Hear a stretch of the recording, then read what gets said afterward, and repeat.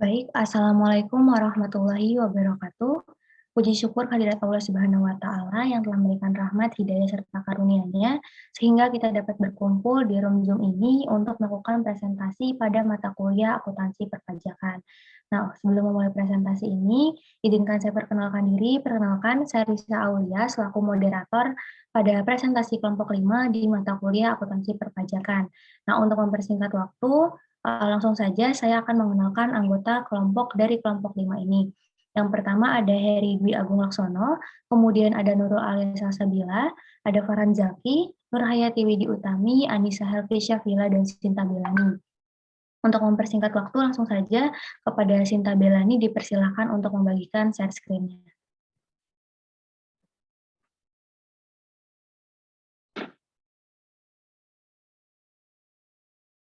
Baik, kepada teman-teman yang uh, yang bertugas untuk melakukan presentasi di bagian pertama dipersilahkan.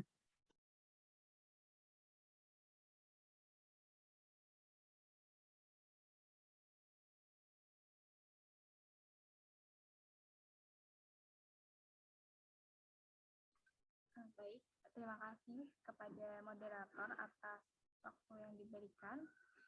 Saya akan membacakan atau mempresentasikan hasil diskusi kami untuk materi yang pertama.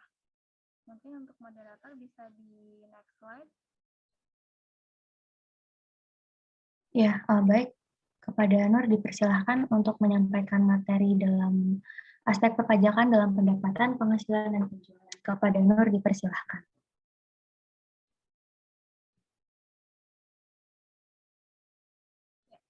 Sebelumnya teman-teman, apakah suara saya terdengar dengan jelas? Terdengar tapi suaranya sangat kecil, Nur. Mungkin volumenya bisa diperbesar lagi. Baik, sebelumnya untuk moderator minta tolong untuk di next slide ya, mengenai slide selanjutnya.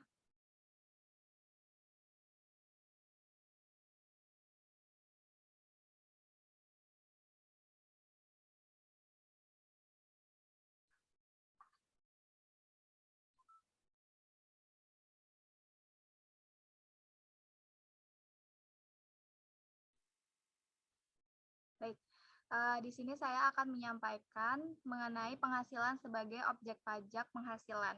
Nah, penghasilan sendiri itu merupakan setiap tambahan kemampuan ekonomis yang diterima atau diperoleh oleh wajib pajak atas seluruh penghasilannya.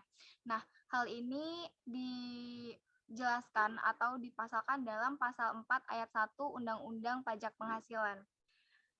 Selanjutnya, penghasilan dapat dikelompokkan menjadi beberapa, yaitu yang pertama, penghasilan dari usaha dan kegiatan, yang kedua, penghasilan dari pekerjaan dalam hubungan kerja dan pekerjaan bebas, seperti gaji, penghasilan dari praktek dokter, akuntan, pengacara, dan lain-lain.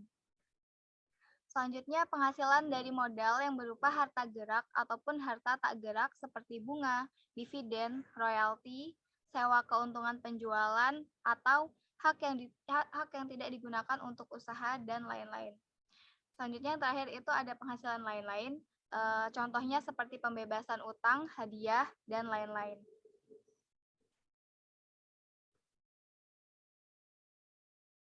Ya, masih mengenai penghasilan sebagai objek pajak penghasilan, ada poin-poin penting yang harus kita ketahui. Yang pertama itu penggantian atau imbalan berkenaan dengan pekerjaan atau jasa yang diterima atau diperoleh, termasuk gaji, upah, tunjangan, dan honorarium. Selanjutnya hadiah dari undian, pekerjaan, kegiatan, atau penghargaan. Kemudian ada laba usaha, bunga termasuk premium, diskonto, dividen dengan nama dan dalam bentuk apapun, serta sewa dan penghasilan lain sehubungan dengan penggunaan harta. Selain itu, terdapat premi asuransi dan keuntungan selisih kurs mata uang asing. Next slide. Ya, kemudian saya akan menjelaskan mengenai penghasilan tertentu. Nah, penghasilan-penghasilan yang perlu diberikan perlakuan tersendiri dalam pengenaan pajaknya seperti penghasilan bunga deposito dan tabungan lainnya. Penghasilan dari transaksi saham dan sekuritas lainnya di bursa efek. Hal ini dijelaskan dalam pasal 4 ayat 2 Undang-Undang Pajak Penghasilan. Nah, selanjutnya ada beberapa hal yang perlu kita ketahui, seperti yang pertama penghasilan berupa bunga deposito dan tabungan lainnya. Kemudian yang kedua ada penghasilan berupa hadiah undian. Yang ketiga penghasilan dari transaksi saham sekuritas lainnya, yaitu transaksi derivatif yang diperdagangkan di bursa dan transaksi penjualan saham atau pengalihan penyertaan modal pada perusahaan pasangannya yang diterima oleh perusahaan modal Ventura. Selanjutnya, penghasilan dari translasi pengalihan harta berupa tanah dan atau bangunan, usaha jasa konstruksi, usaha real estate, dan persewaan tanah dan bangunan. Dan yang terakhir, penghasilan tertentu lainnya. Hal itu diatur dalam pasal 4 ayat 2 Undang-Undang Pajak Penghasilan.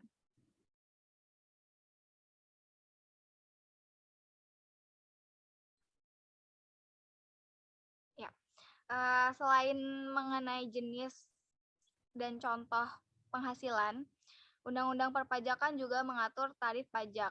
Nah, tarif pajak ini bersifat progresif, yaitu sesuai dengan penghasilan yang diterima oleh wajib pajak. Nah, di sini terdapat beberapa tarif, yaitu penghasilan 0 hingga 60 juta dikenakan tarif pajak sebesar 5%, kemudian penghasilan 60 juta hingga 250 juta dikenakan tarif pajak sebesar 15%, penghasilan 250 juta hingga 500 juta dikenakan tarif pajak 25%, penghasilan 500 juta hingga 5 miliar dikenakan pajak sebesar 30% dan penghasilan di atas 5 miliar dikenakan tarif pajak sebesar 35%. Mungkin cukup sekian materi yang dapat saya paparkan. Saya kembalikan ke moderator. Terima kasih. Baik, terima kasih Nur atas penyampaian materinya. Selanjutnya terdapat materi terkait aturan khusus penerapan tarif wajib pajak badan yang akan disampaikan oleh Nurul Alia. Kepada Nurul Alia dipersilahkan. Terima kasih moderator atas kesempatannya. Saya di sini akan menjelaskan tentang aturan khusus penerapan tarif wajib pajak badan.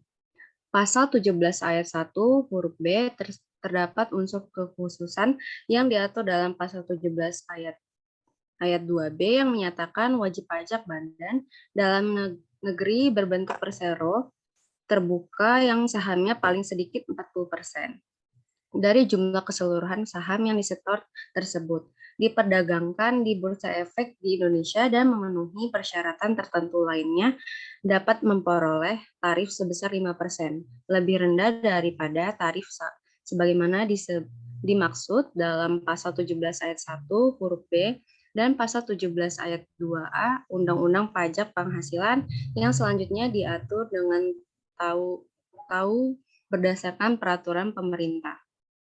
Next.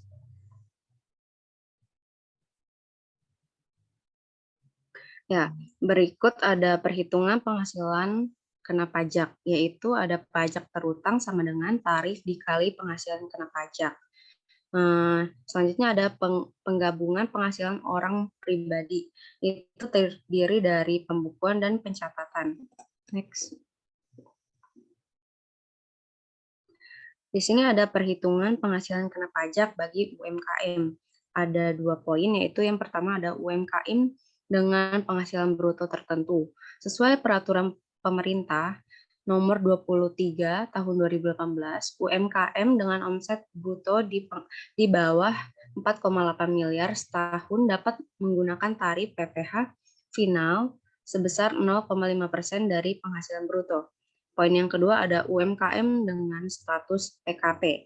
UMKM dengan status pengusaha kena pajak ini artinya sudah memiliki omset bruto lebih dari 4,8 miliar setahun dan hanya boleh menggunakan tarif PPh normal. Tarif PPh normal adalah sesuai Undang-Undang Nomor 36 Tahun 2008 tentang pajak penghasilan, yakni sebesar 25%. Melalui peraturan pemerintah pengganti Undang-Undang Nomor 1 Tahun 2020, tarif PPh badan turun menjadi 22% di 2020 dan di 2021. Lalu turun menjadi 20% di tahun maupun ini yaitu tahun 2022.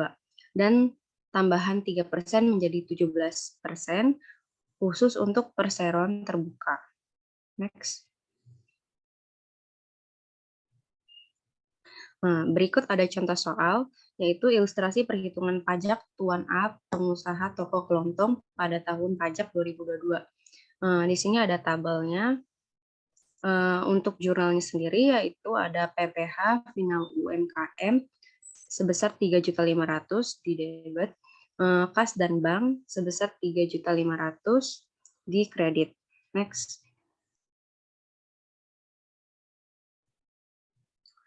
Yang pertama yang akan saya bahas lagi yaitu pajak penghasilan pasal 21.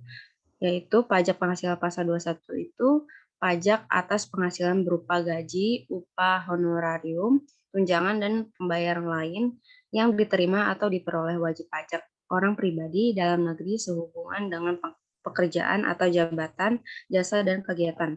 Poin yang kedua yaitu ada pemotongan pasal PPh pasal 21. Itu ada pemberi kerja yang terdiri dari orang pribadi dan badan, bendahara pemerintah baik pusat ataupun daerah. Yang ketiga ada dana pensiun atau badan lain seperti jaminan sosial tenaga kerja atau kita singkat sebagai Jamsostek, PT Taspen, PT Asabri. Yang keempat ada perusahaan dan bentuk usaha tetap. Yang terakhir ada orang pribadi yang melakukan kegiatan usaha atau pekerjaan bebas. Mungkin ini saja yang dapat saya sampaikan. Saya kembalikan ke moderator. Baik, terima kasih kepada Nurul Alia atas penyampaian materinya. Untuk materi selanjutnya akan disampaikan oleh Farhan. Kepada Farhan dipersilahkan. Baik, terima kasih moderator. Selanjutnya saya akan menyebutkan siapa saja penerima penghasilan yang dipotong PPh pasal 21 dan penerima potong PPh pasal 21. Jadi penerima penghasilan yang dipotong PPh pasal 21 itu terdiri oleh pegawai tetap, lalu ada tenaga lepas seperti seniman, olahragawan, penceramah, pemberi jasa, pengelola proyek, peserta perlombaan, petugas dinas luar asuransi, distributor MLM atau direct selling, dan kegiatan sejenis. Lalu ada penerima pensiun, mantan pegawai, termasuk orang pribadi atau ahli warisnya yang menerima tabungan hari tua atau jaminan hari tua. Lalu ada penerima honorium, ada penerima upah, lalu ada tenaga ahli seperti pengacara, akuntan, arsitek, dokter, konsultan, notaris, penilai dan aktuaris, dan yang terakhir peserta kegiatan. Lalu penerima penghasilan yang tidak dipotong PPh pasal 21 itu terdiri dari pejabat perwakilan diplomatik dan konsulat atau pejabat lain dari negara asing dan orang-orang yang diperbantukan kepada mereka yang bekerja pada dan bertempat tinggal bersama mereka dengan syarat satu, bukan warga negara Indonesia, dan yang kedua di Indonesia tidak menerima atau memperoleh penghasilan lain di luar jabatan atau pekerjaannya tersebut, serta negara yang bersangkutan memberikan perlakuan timbal balik. Next.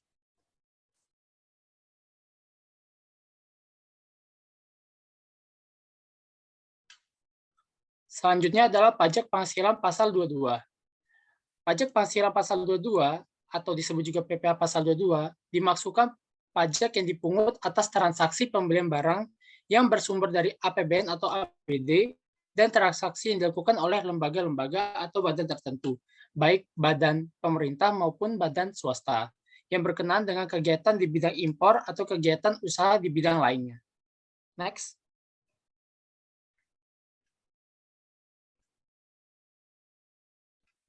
Selanjutnya adalah tarif pajak bagi wajib pajak yang tidak ber-NPWP. Bagi wajib pajak yang tidak memiliki NPWP, akan dipungut PPh pasal 22 dengan tarif besarnya pungutan lebih tinggi 100% dibanding tarif yang diterapkan terhadap wajib pajak yang dapat menunjukkan NPWP. Kepemilikan NPWP dapat dibuktikan dengan menunjukkan kartu NPWP. Next.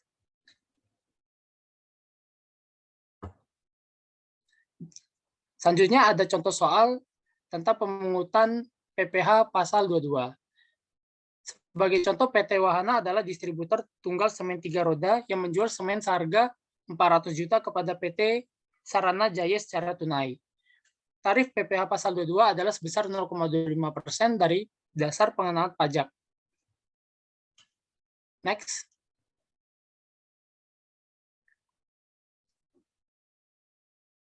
Di sini ada ayat jurnal yang disusun oleh PT Wahana sebagai pihak pemungut. Ada juga ayat jurnal yang disusun oleh PT Sarana Jaya sebagai pembeli barang. Saat terjadi transaksi,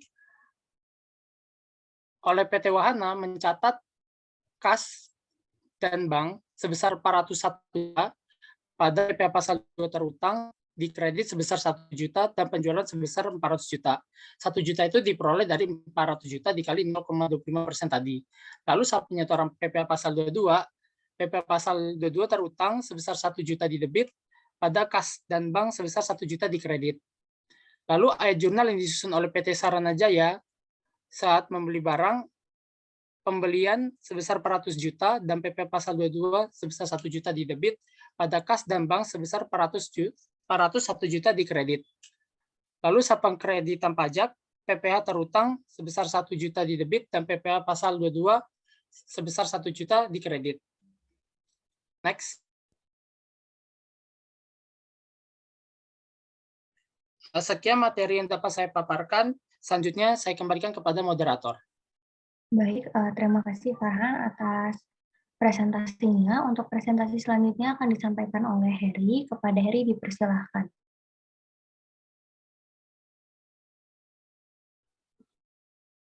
Ya, baik. Terima kasih kesempatannya, moderator.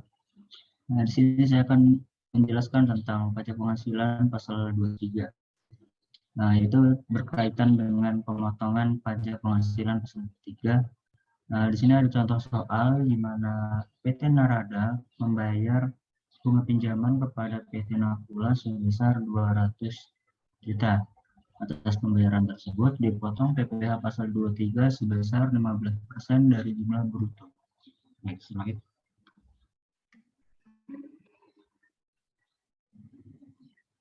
Nah, ya, berikut ini adalah ayat jurnal yang dibuat oleh PT Narada dan juga PT Nakula.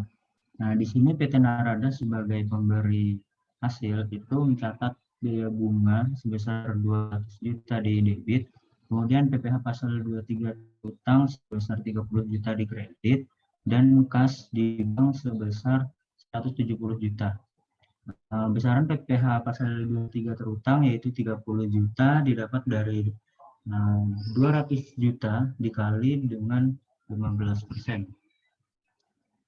Kemudian saat menyetor ke kas negara, PPh pasal 23 terutang itu akan didebit sebesar 30 juta dan kas di bank dikredit sebesar 30 juta. Kemudian untuk ayat jurnal yang dicatat oleh PT Nakula sebagai penerima hasil yaitu ada kas dan bank di debit 170 juta, kemudian ada PPh pasal 23 30 juta di debit dan penghasilan bunga di kredit sebesar 200 juta. Kemudian saat pengkreditan itu PPh pasal 23 terutang ada 30 juta di debit dan kemudian PPh pasal 23 di kredit sebesar 30 juta. Next slide.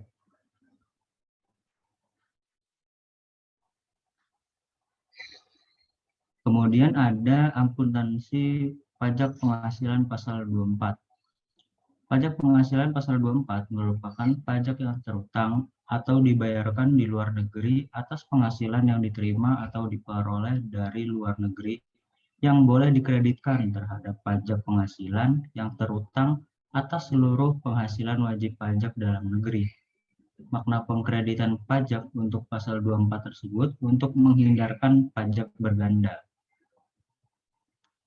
Next slide. Pengkreditan dan penentuan sumber penghasilan. Agar dapat memberikan perlakuan pemajakan yang sama antara penghasilan yang diterima atau diperoleh dari luar negeri dan penghasilan yang diterima atau diperoleh di Indonesia, maka besarnya pajak yang dibayar atau terutang di luar negeri dapat dikreditkan terhadap pajak yang Indonesia, tapi tidak boleh melebihi besarnya pajak yang dihitung berdasarkan Undang-Undang Pajak Penghasilan. Sekian penjelasan dari saya kembalikan ke moderator. Nah, baik, terima kasih kepada Heri atas presentasinya. Presentasi selanjutnya akan disampaikan oleh Anissa Helvi. Kepada Anissa Helvi dipersilahkan. Terima kasih moderator. Saya akan melanjutkan presentasi dari Heri. Selanjutnya mengenai akuntansi pajak penghasilan pasal 25. Pembayaran PPh pasal 25 sebagai angsuran pajak yang harus dibayar oleh wajib pajak setiap bulan yang telah ditetapkan sesuai batas waktu pembayaran, yaitu paling lambat tanggal 15 bulan takwim. Bulan takwim berikutnya setelah masa pajak berakhir. Sebagai contoh, PT Aman membayar PPh pasal 25 pada bulan Maret 2020 sebesar 300 juta, sehingga ayat jurnal yang disusun saat pembayaran tunai adalah sebagai berikut. PPh pasal 25 sebesar 300 juta pada kas dan bank sebesar 300 juta. Next. Selanjutnya ayat jurnal pada saat akhir tahun atau perhitungan kurang bayar. Jurnalnya adalah PPh terutang sebesar 60 juta, pada PPh pasal 25 sebesar 48 juta dan PPh pasal 29 terutang sebesar 12 juta. Kemudian ayat jurnal saat pelunasan PPh pasal 29 yaitu PPh pasal 29 terutang debit sebesar 12 juta pada kas dan bank sebesar 12 juta. Lalu ayat jurnal pada saat akhir tahun atau perhitungan lebih bayar, yaitu PPh terutang sebesar 40 juta dan PPh pasal 28A lebih bayar sebesar 8 juta pada PPh pasal 25 sebesar 48 juta. Next. Selanjutnya pajak penghasilan pasal 26. Terhadap penghasilan yang diterima atau diperoleh wajib pajak luar negeri dari Indonesia. Selain penghasilan usaha yang diperoleh melalui bentuk usaha tetap di Indonesia, dipotong PPh pasal 26. Pengenaan pajak penghasilan menurut Perundang-undangan Perpajakan sistem, yaitu sebagai berikut. Yang pertama ada sistem pemenuhan sendiri. Sistem ini digunakan sebagai kewajiban perpajakan untuk wajib pajak luar negeri yang menjalankan usaha atau melakukan kegiatan melalui suatu bentuk usaha tetap di Indonesia. 2. Sistem pemotongan. Pada sistem pemotongan ini dilakukan pemotongan pajak terhadap penghasilan oleh pihak yang wajib membayar bagi wajib pajak luar negeri lainnya. Next. Selanjutnya, akuntansi pajak penghasilan pasal 26. Sebagai contoh, PT Dahana membayar premi asuransi kepada Nagoya Corporation Ltd sebesar 30 juta, dengan perkiraan penghasilan neto sesuai keputusan Menteri Keuangan sebesar 50%. Perhitungan PPh pasal 26 yang dipotong oleh PT Dahana sebesar 20% dikali 50% dikali 30 juta, yaitu sebesar 3 juta. Maka ayat jurnal bagi pihak pemotongnya adalah yang pertama saat pemotongan PPh pasal 26. Yaitu premi asuransi debit sebesar 30 juta, pada kas dan bank sebesar 27 juta, dan PPh pasal 26 terutang sebesar 3 juta. Lalu ayat jurnal saat penyetopan PPh pasal 26, yaitu PPh pasal 26 terutang debit 3 juta pada kas dan bank sebesar 3 juta. Next.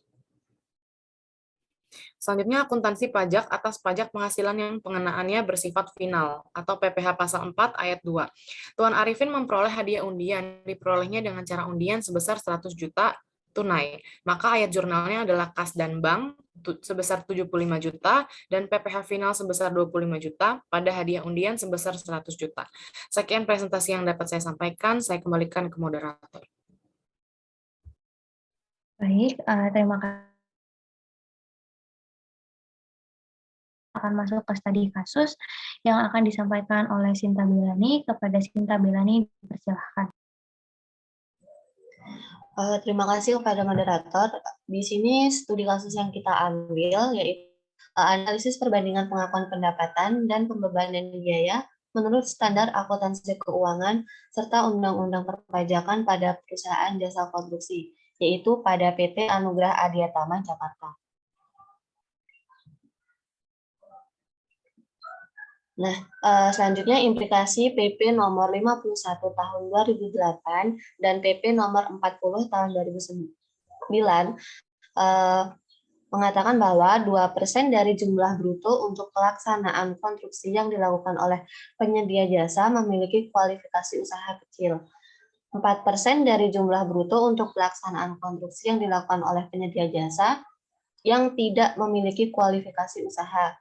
3% dari jumlah bruto untuk penyedia jasa yang memiliki kualifikasi usaha menengah dan besar, dan 4% dari jumlah bruto untuk perencanaan pengawasan konstruksi yang dilakukan oleh penyedia jasa yang memiliki kualifikasi usaha, serta 6% dari jumlah bruto untuk perencanaan konstruksi atau pengawasan konstruksi yang dilakukan oleh penyedia jasa yang tidak memiliki kualifikasi usaha.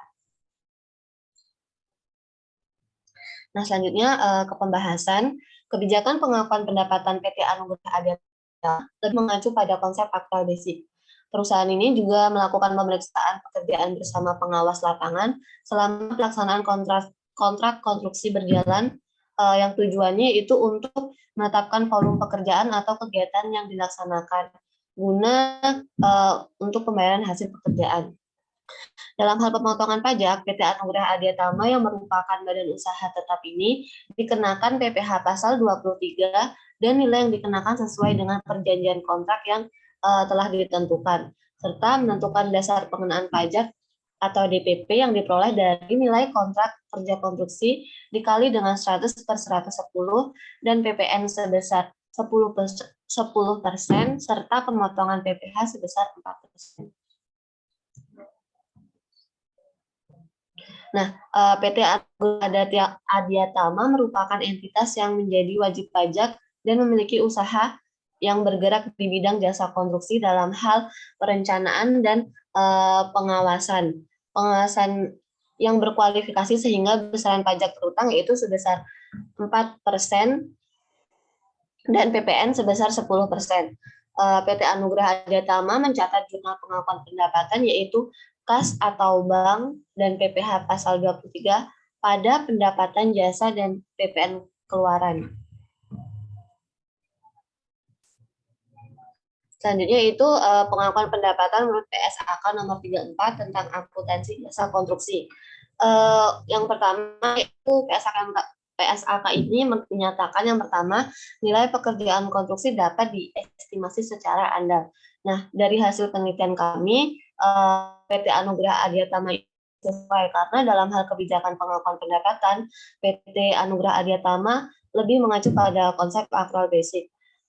Perusahaan ini menggunakan bentuk kontrak konstruksi fixed lump sum price dan unit price sesuai dengan dokumen penawaran yang diberikan oleh pemberi kerja dalam hal dokumen lelang, dan melakukan estimasi pendapatan biaya sebelum persetujuan kontrak. Yang kedua yaitu mengakui pendapatan kontrak sebagai pendapatan sesuai dengan hasil penyelesaian. Hal ini juga sesuai karena PT Anugerah Adiatama menganut metode presentase penyelesaian untuk menentukan volume pekerjaan atau kegiatan yang telah dilaksanakan guna pembayaran hasil pekerjaan. Hasil pemeriksaan pekerjaan itu dituangkan dalam laporan laporan kemajuan hasil pekerjaan. Nah, selanjutnya itu pengakuan pendapatan dan pembebanan biaya menurut Undang-Undang Perpajakan. Menurut Undang-Undang Perpajakan yang itu diestimasi secara andal masih nilai bruto atau laba kotor. Ini juga sesuai dikarenakan PT Anugerah belum mengakui nilai kontrak konstruksi pekerjaan tertentu sebagai pendapatan bersih dikarenakan masih akan dikurangi dengan PPN dan PPh pasal 23. Yang kedua yaitu laba bersih adalah nilai bruto yang telah dikurangi dengan besaran persentase pajak penghasilan. Ini juga telah sesuai karena PT Anugerah Adiatama mengakui pendapatannya sesuai dengan besaran pajak yang telah ditentukan dalam Undang-Undang Pajak Penghasilan itu sendiri. Sekian dari saya. Selanjutnya saya kembalikan kepada moderator. Baik, terima kasih kepada Sinta. Untuk materi selanjutnya akan disampaikan oleh saya sendiri. Mungkin Sinta bisa langsung ke slide berikutnya. Ya, ini merupakan hasil gagasan dari kelompok 5 itu WeTax Our Tax Service. Nah, di sini ini merupakan hasil yang kami sajikan dan bisa juga sih kita jadikan sebagai gagasan tertulis dalam PKM. Tunggu sebentar. Ya, baik. Langsung saja untuk presentasi terkait aplikasi atau gagasan tertulis yang akan kami sampaikan, saya mulai dari awal. Jadi Witex ini merupakan suatu aplikasi yang menyajikan suatu berita, analisis dan informasi terkait perpajakan yang dikelola sesuai dengan kaidah, prinsip jurnalistik serta update setiap hari. Kemudian aplikasi ini juga menyediakan dokumen perpajakan, di mana dokumen ini lengkap sekali mulai dari peraturan pajak, P3B, dan putusan pengadilan pajak sampai dengan MA terkait pajak. Kemudian di sini kita juga menghadirkan lebih dari 2.700 koleksi literatur perpajakan dan penerbit serta penulis terkemuka di dunia. Nah, mungkin teman-teman di sini bisa lihat fiturnya dari aplikasi Witex di halaman utama. Ketika kita membuka aplikasi ini, pengguna akan langsung dihadapkan pada halaman utama dan terdapat beberapa menu rekomendasi berita terbaru terkait perpajakan yang dapat diakses oleh pengguna hanya dengan sekali tekan atau one tap. Nah, di pilihan menu ini kita terdapat beberapa pengguna diberikan beberapa pilihan menu seperti perpustakaan, profile, dan home. Nah, selain itu terdapat fitur chat untuk melakukan diskusi topik perpajakan dengan pengguna Witex yang lain. Jadi ketika ada suatu topik yang hangat atau isu yang hangat sedang dibicarakan, kemudian teman-teman ingin melakukan diskusi dengan orang-orang terpercaya terkait pajak dan informasi yang didapatkan pastinya valid dan kredibel, maka teman-teman bisa melakukan atau memanfaatkan fitur chat dalam aplikasi Witex ini. Nah, di sini terdapat beberapa fitur ya, teman-teman bisa lihat seperti buku pajak, majalah insight pajak, working paper, newsletter, quarterly report, policy note, peraturan perpajakan, perpustakaan, dan favorit. Nah, dalam fitur-fitur ini tentunya dapat dimanfaatkan oleh teman-teman dan lebih baiknya lagi, aplikasi ini juga memang kita sediakan dalam bentuk di tampilan layar handphone ya, jadi teman bisa baca ini di mana aja dan kapan aja gitu. Nah, di sini terdapat fitur peraturan juga, mungkin teman-teman bisa lihat di peraturan perpajakan. Nah, fungsi fitur peraturan perpajakan ini teman-teman bisa mengakses peraturan perpajakan yang berlaku, baik dari peraturan perundang-undangan, peraturan Direktorat Jenderal Pajak, peraturan Menteri Keuangan, ataupun keputusan Direktorat Jenderal Pajak. Nah, di sini peraturan ini akan terus update dan mengikuti pembaharuan dari masing-masing peraturan yang berlaku, karena seperti yang teman-teman tahu juga, kalau misalnya peraturan perpajakan ini kan setiap harinya itu pasti ada aja peraturan-peraturan terbarunya. Nah, dengan melakukan install aplikasi dan melakukan pengecekan aplikasi ini secara rutin, maka kita dapat update terkait berita perpajakan terbaru. Nah, di sini terdapat pula fitur P3B atau perjanjian penghindaran pajak berganda, atau bisa disebut dengan tax treaty. Dalam fitur tersebut terdapat perjanjian perpajakan negara.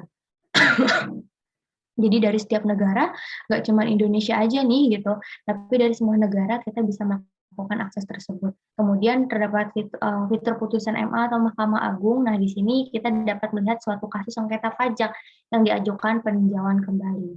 Nah, terus di sini juga terdapat fitur perpustakaan. Pada fitur ini, pengguna dapat melakukan akses sumber literatur perpajakan yang dapat dibaca dalam memperluas pengetahuan mengenai perpajakan. Nah, literatur ini yang disajikan tidak hanya dalam bentuk literatur dalam negeri aja, tetapi kita juga menyajikan literatur dari luar negeri dan selalu dilakukan optimalisasi pemanfaatan aplikasi oleh pengguna. Nah, mungkin itu sih aplikasi dari kami yang dapat digunakan oleh teman-teman, terkhusus untuk update setiap harinya terkait dunia perpajakan. Nah, jika ada kesalahan, saya mohon maaf, kepada Allah mohon ampun. Ya, berikut ini merupakan presentasi dari kelompok 5, dan kami akhiri, wabillahi taufiq wal hidayah. Wassalamualaikum warahmatullahi wabarakatuh.